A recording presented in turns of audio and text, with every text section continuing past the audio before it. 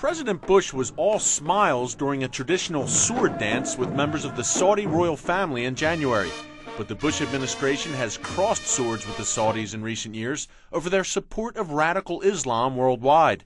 And the Saudis' image took a major beating when it was revealed that a majority of the 9/11 hijackers hailed from the royal kingdom. Saudi Arabia is the largest exporter of suicide bombers and terrorists in the history of humankind. That's a reputation Saudi Prince Al-Walid bin Talal is trying to erase. Time magazine calls him the Arabian Warren Buffett. Forbes puts his wealth at almost $30 billion.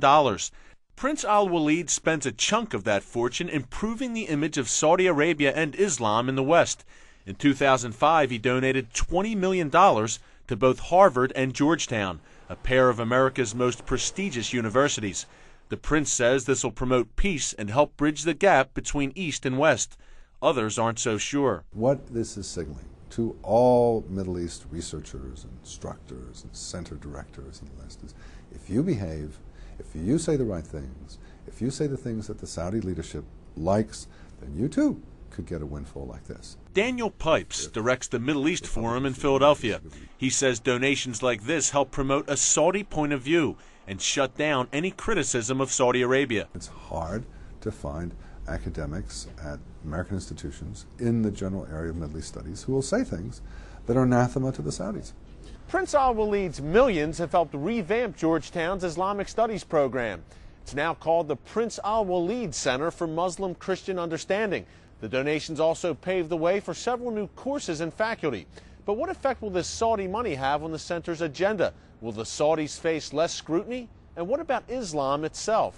The center's director, John Esposito, declined our request for an on-camera interview. He told us via email that the Al-Walid Endowment has assured the continued and permanent existence of the center, support for our faculty, staff, and programs, and the enhancement of the think tank dimension of our work. Esposito is widely acknowledged as a leading authority on Islam, but not everyone is impressed with his work. John Esposito, going back into the 90s, was writing that Islamism was in fact not a threat, and that it was the path to democracy. Campus Watch is a group that monitors Middle East studies programs at American universities.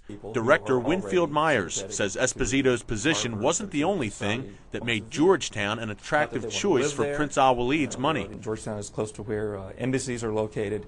It's the center of power in America. It's where all of the lobbyists have to congregate because of the sheer size of the government. So people must go there and try to feed from the trough. In the case of Harvard, it wasn't location but reputation that made the difference. He's not going to put it somewhere where it's not going to have a real chance of improving the image of the Saudi kingdom in American eyes.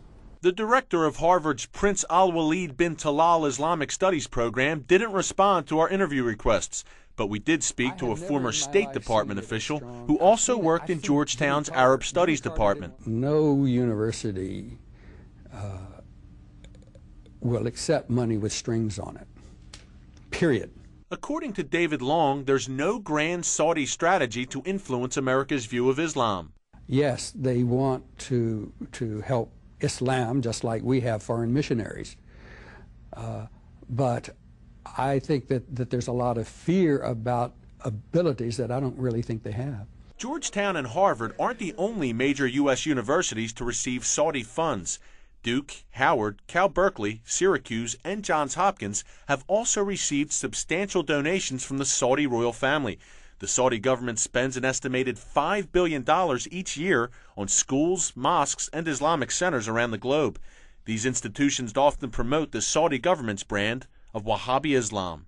Pipe says that Saudi influence on college campuses affects professors' treatment of concepts like jihad or Islamic holy war. Some would say it's only an offensive war. Some would even indicate it's not warfare at all. One of the more amusing comments or explanations of jihad were it's becoming a better colleague, it's fighting against apartheid, it's working for women's rights. Utter nonsense, utter disinformation. Prince Al-Walid couldn't be reached for comment. Long, who worked as a diplomat in Saudi Arabia, says Saudi donations to American universities are no reason for concern. The Saudi royal family and actually the Saudi royal people have a great deal of regard for us. But one Saudi dissident we spoke to sees a double standard when it comes to cultural exchanges between America and Saudi Arabia, an Islamic state where Christianity is illegal. They should allow American organizations and American funding of, let's say, the Martin Luther King Center, or the Abraham Lincoln Center, or Susan B. Anthony Center, or allowing Freedom House and Human Rights Watch and even CBN to have offices in Saudi Arabia. Eric Stakelbeck, CBN News, Washington.